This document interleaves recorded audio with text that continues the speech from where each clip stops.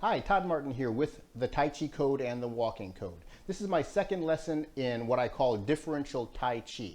In Differential Tai Chi, I'm going to, in some lessons, take movements in Tai Chi that look similar but are somehow different and show you what happens in the core that makes the movements different from one another.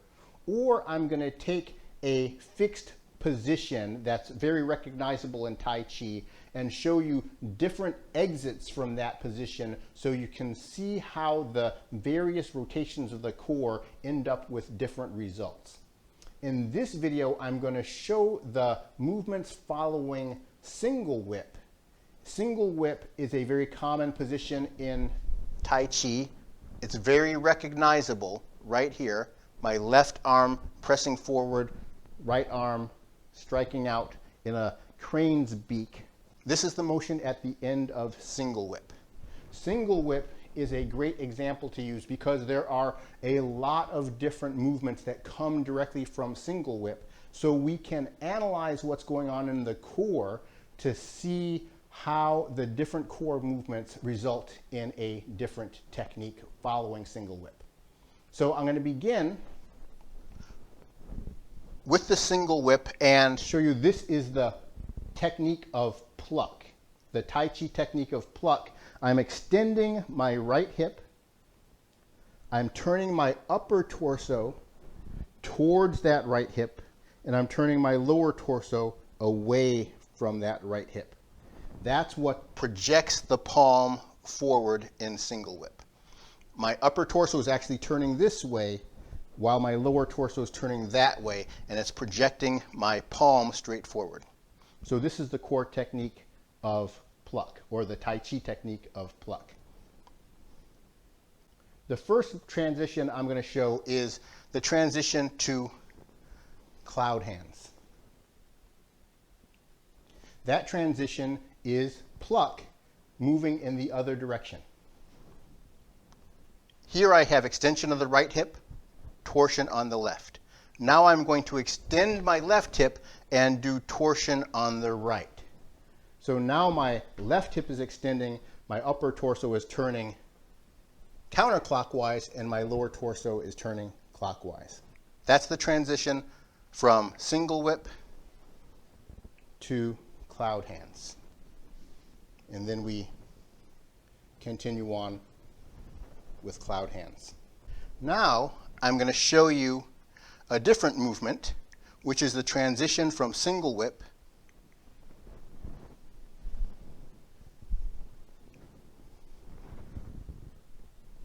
to Fair Lady Works the Shuttle. Let me move forward a little bit.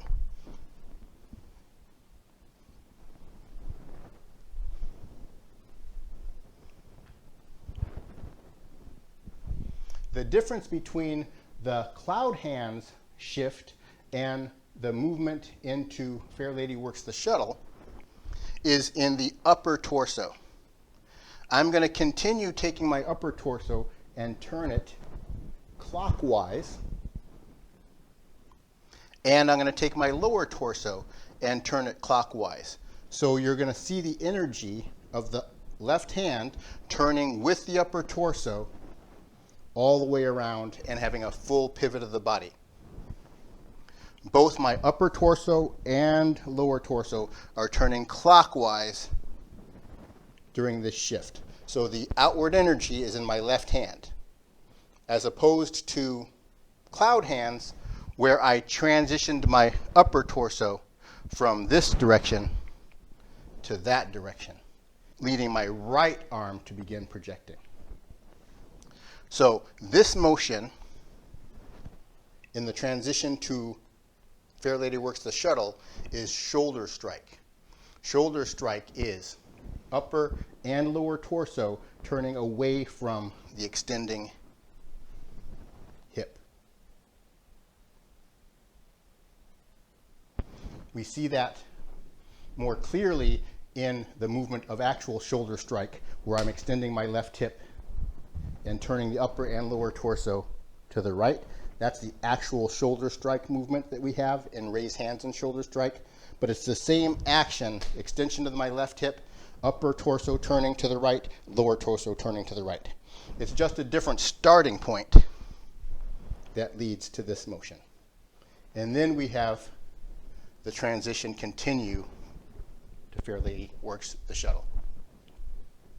The next transition I'm going to show you is, again, not a movement in Tai Chi, but it's going to use the core technique of push, or the Tai Chi technique of push.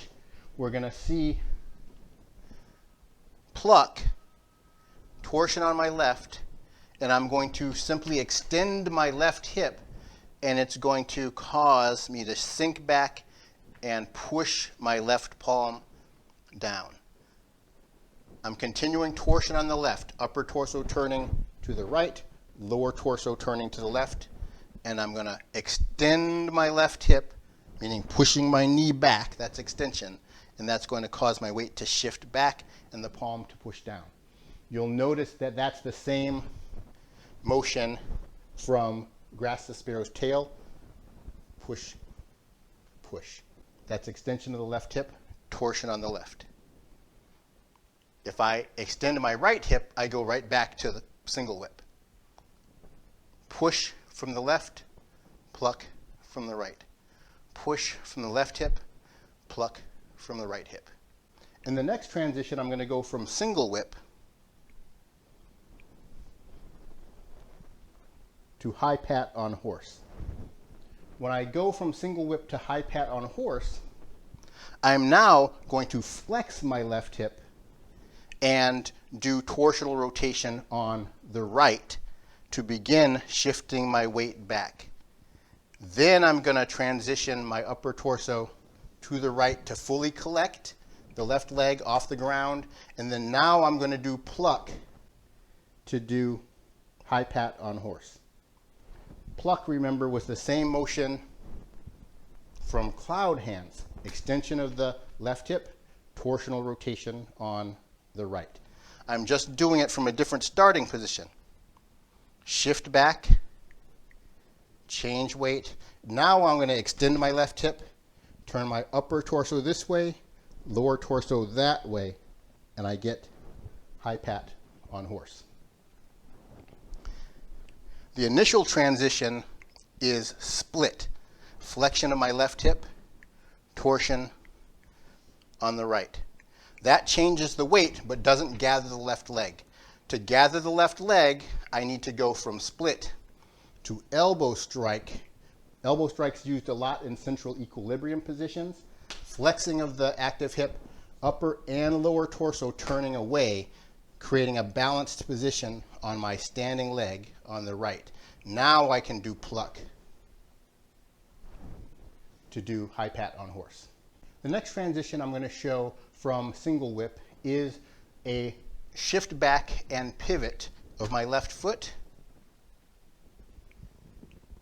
that we see before raise hands and shoulder strike. Here, I'm going to use elbow strike. Elbow strike is flexion of the active hip and upper and lower torso both turning away from the active hip. I'm going to flex my left hip and turn my upper torso to the right and my lower torso to the right. My palms are going to open up wide. I have a flexed left hip and concordant rotation, both turning clockwise with the upper and lower torso. From pluck to elbow strike. The difference between this and the transition to Fair Lady Works the Shuttle is in the hip energy. The flexion of the left hip has a pulling energy going towards the left. That flexion of this left hip pulls the body towards the left as my upper and lower torso turn to the right.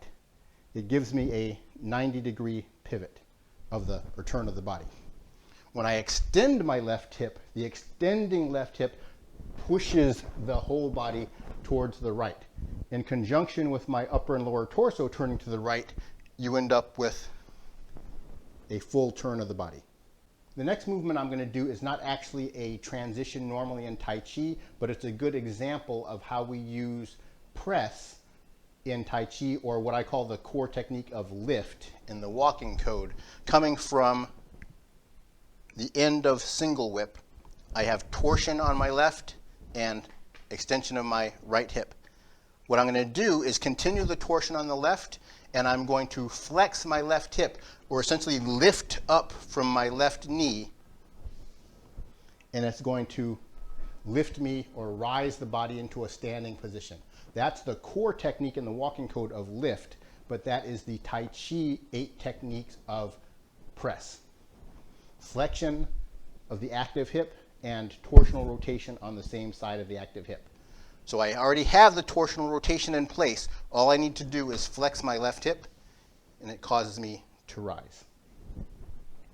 The next transition I'm going to do is also to high pat on horse, but transitioning forward first with a half step before doing the final movement. From pluck, extension of the right hip, torsion on the left, I'm going to flex my right hip, and it's going to do a half step up. So now I have a flexed right hip, still torsion on the left. Now I'm going to shift back using split, torsion on the right, flexion to the left, elbow strike, and pluck. So the same transition at the end, split, elbow strike, pluck. I did that here, split, elbow strike, pluck. I'm doing that only after the half step up using split with flexion to the right. Now I do split with flexion to the left, elbow strike with flexion to the left, pluck with extension of the left.